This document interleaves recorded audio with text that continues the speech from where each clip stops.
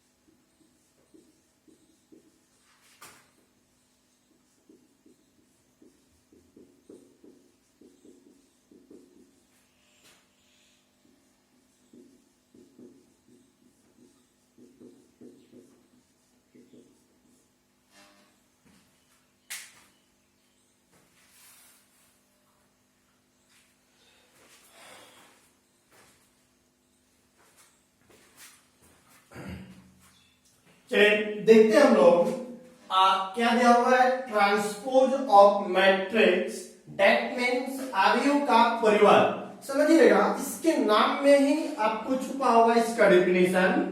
क्या दिया गया है? अवयव का परिवार, transpose of matrix. Matrix transpose का मतलब क्या होता है? ट्रांसफर करना। क्या ट्रांसफर करना? मैट्रिक्स के अंदर होता क्या है? या तो रो या तो कॉलम। मतलब क्या हुआ कि मैट्रिक्स को ट्रांसफर करने का तात्पर्य यहाँ पर यह है कि रो को कॉलम में और कॉलम को रो में ट्रांसफर कर दिया जाए तो ही आपका बन जाता है ट्रांसपोज ऑफ मैट्रिक्स। समझ में आया? दैट मीन्स बोलते हैं अवयव का परिवार। अवयव मतलब मैट्रिक्स का परिवार। परिवर्तन मतलब होता है परिवर्तन करना। किसको परिवर्तन करना? रो को कॉलम में और कॉलम को रो में परिवर्तन करना ही आपका अवयव का परिवर्तन कहलाता है या ट्रांसपोज ऑफ मैट्रिक्स कहलाता है। क्लियर हो जाता? कोई डाउट इसमें किसी को? नहीं। एक एग्जांपल मैं बता रहा हूं, उसके बाद आपको डेफिनेशन यहाँ पे लिखा हुआ समझाएंगे। जैसे एक एग्जांपल मैं दूं कि ये एक मैट्रिक्स है जिसका एलिमेंट आपको दिया हुआ है, लेट्स सपोज 2 3 4 6। उसके बाद क्या दिया है? 1 2 1 5 एंड 7 9 8 एंड 0। क्लियर है? तब पूछा जाए, देन आपको बोला जाए कि ए डैश क्या होगा? ए डैश को बोलते हैं हम लोग ट्रांसपोज। क्लियर हुआ? तो समझिएगा, मैंने बताया कि यहाँ पर आपको रो की संख्या कितना दिया हुआ है? 3। और उसके बाद कॉलम की संख्या कितना दिया हुआ है? 4। 1 2 3 एंड 4।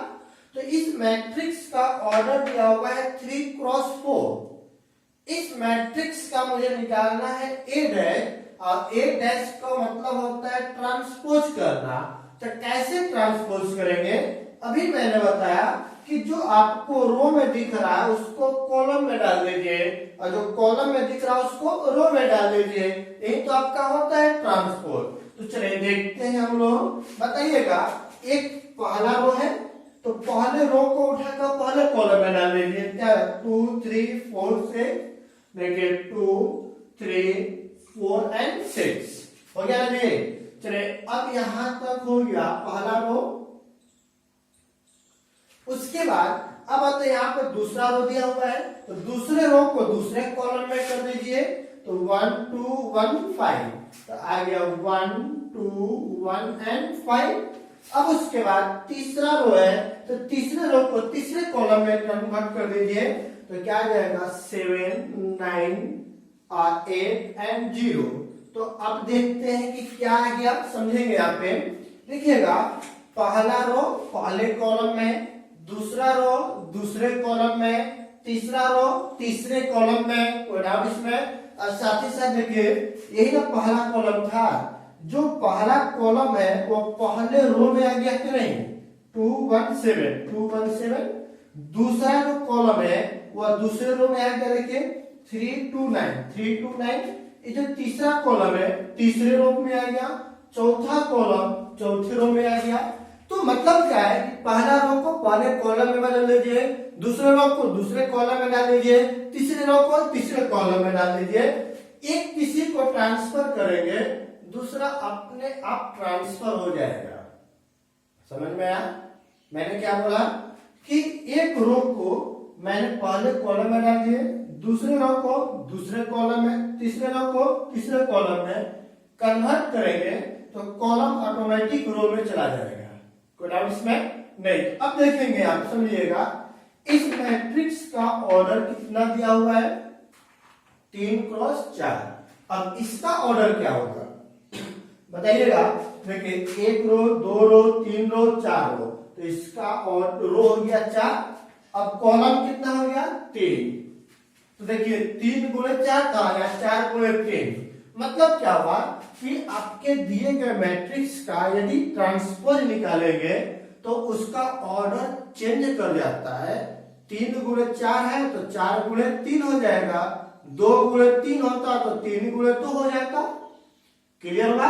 अब उसके बाद देखें, यहाँ पे जो संख्या रो में दिख रहा है कॉलम में चला गया, कॉलम वाला रो में आ जा रहा है। तो देखिए आप समझिएगा, क्लियर हो यहाँ तक समझेंगे क्या लिखा हुआ है। लेट, मान लिया एक मैट्रिक्स है जिसका ऑर्डर दिया हुआ है m गुणे n, क्लियर हुआ, जहां m के जगह पर 3 और n के जगह पे 4 है। बी अ मैट्रिक्स, एक आव्यूह है, एक मैट्रिक्स है, देन ट्रांसपोज ऑफ ए, तब दिए गए मैट्रिक्स के ट्रांसपोज को डिनोट किया जाता है या तो a के पावर t या फिर a डैश से। समझ में आया? दिए गए मैट्रिक्स के ट्रांसपोज को a के पावर t या a डैश से सूचित किया जाता है and it is defined by, यह परिभाषित होता है a डैश बराबर, कैसे हुआ अपने से बताइएगा। एलिमेंट है, एलिमेंट है तो ए लिख दिए।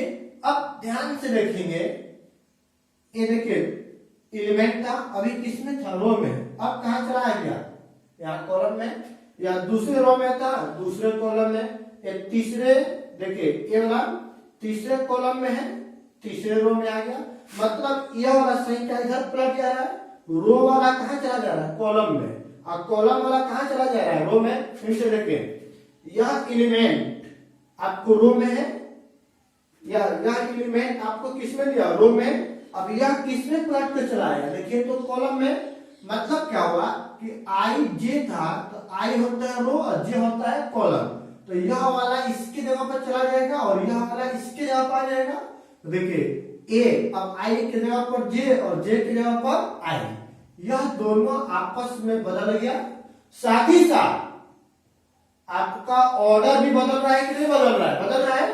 तो यहाँ गुणे n था, तब यहाँ पे क्या है, n गुणे n, क्लियर हुआ। यही आपका डेफिनेशन होता है, वही बोला गया कि a बराबर एक मैट्रिक्स है जिसका ऑर्डर m गुणे n दिया हुआ है, तो इसके परिवर्त को a डैश या a के पावर t द्वारा सूचित किया जाता है। साथ ही साथ यह परिभाषित कैसे होता है, a को लिखेंगे a डैश। अब जैसे ही ट्रांसपोज निकाला मैंने यहाँ पर, तो क्या मैंने देखा कि रो जो था वो कॉलम में आ गया, कॉलम रो में चला गया, तो मतलब ये जो रो है कॉलम के जगह चला जाएगा और यह जो कॉलम है वो रो के जगह पर आ जाएगा, एक था।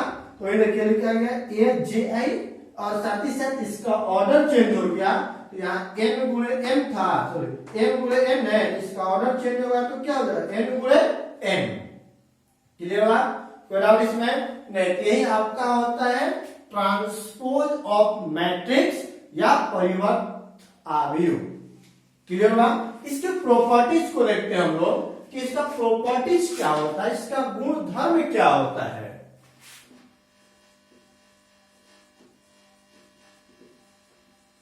प्रॉपर्टीज ऑफ ट्रांसपोज मैट्रिक्स, परिवर्त आव्यूह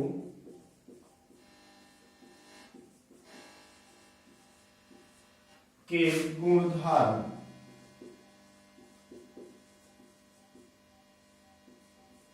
ये ना, चलिए देखते हैं क्या क्या चीजें होता है। पहला नंबर में याद रखेंगे, यह आपको एग्जाम में ऑब्जेक्टिव क्वेश्चन में पूछा जाता है।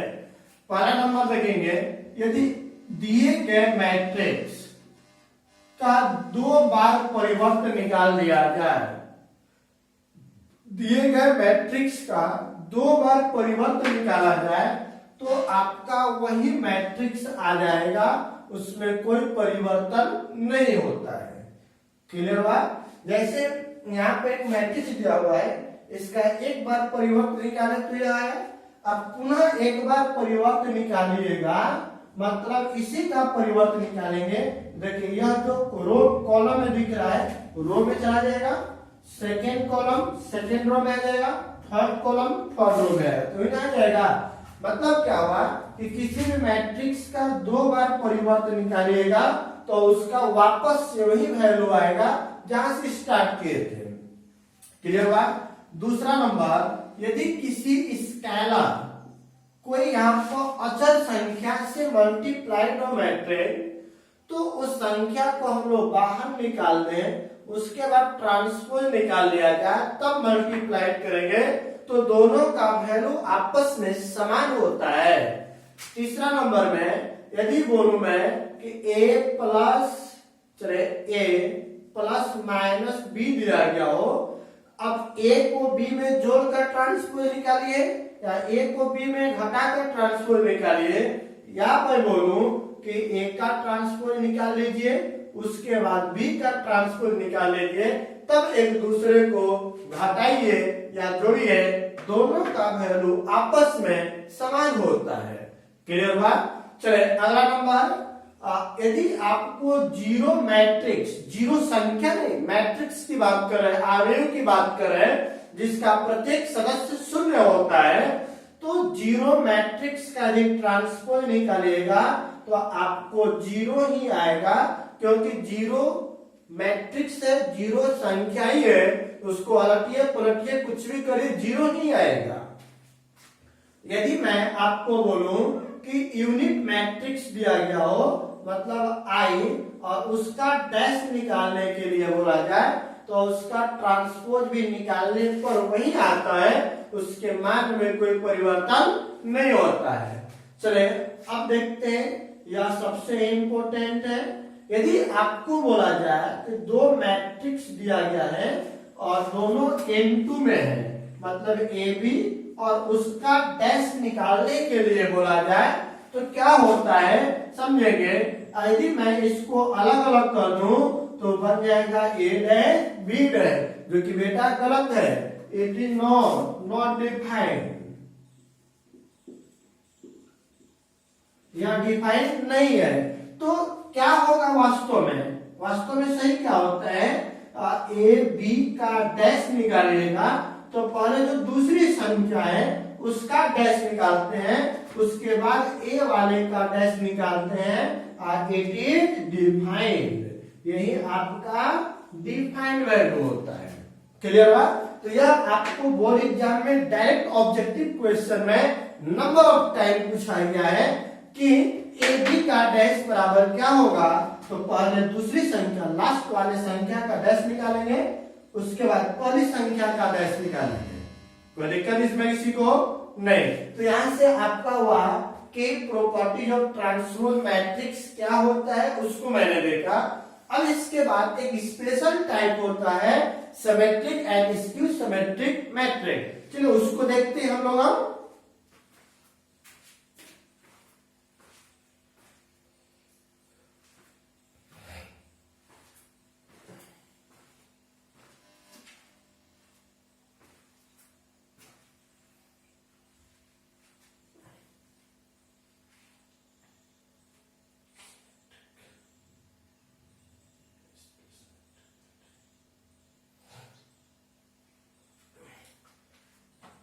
कोई डाउट यहां तक किसी को नहीं?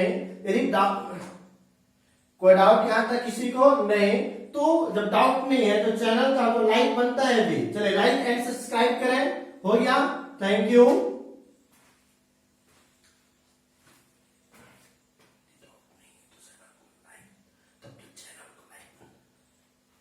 कोई डाउट यहां तक किसी को नहीं? जब कोई डाउट नहीं है तो चैनल को लाइक एंड सब्सक्राइब तो बनता है नहीं। चलिए सभी लोग लाइक एंड सब्सक्राइब कर दें ताकि आने वाले वीडियो का नोटिफिकेशन आप तक पहुंच सके। Thank you.